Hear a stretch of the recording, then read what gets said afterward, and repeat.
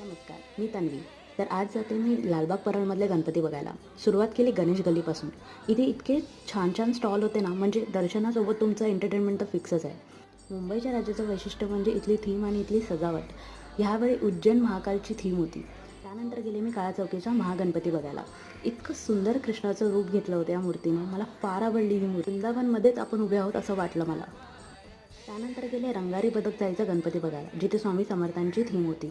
सोबत MD कॉलेजचं पथनाट्यसुद्धा मला बघायला मिळालं. चिंचपोकळीला आल्यावर चिंतामणी बघणार नाही असं होणारच नाही. खूप गर्दी होती, प्रचंड गर्दी होती. अक्षरशः मला अर्धा पाऊण तास उभं राहावं लागलं. आता भूक लागल्यावर जाणार कुठे, तर जैन भेलपुरी हाऊसमध्ये. इथलं त्यांचं फेमस रगडा पॅटीस पाव खायला. भाटोबाने आता त्याला गोल्डन थम्सअप दिलं बरं का. त्यानंतर मी गेले परेलच्या इच्छापूर्तीचं दर्शन करायला.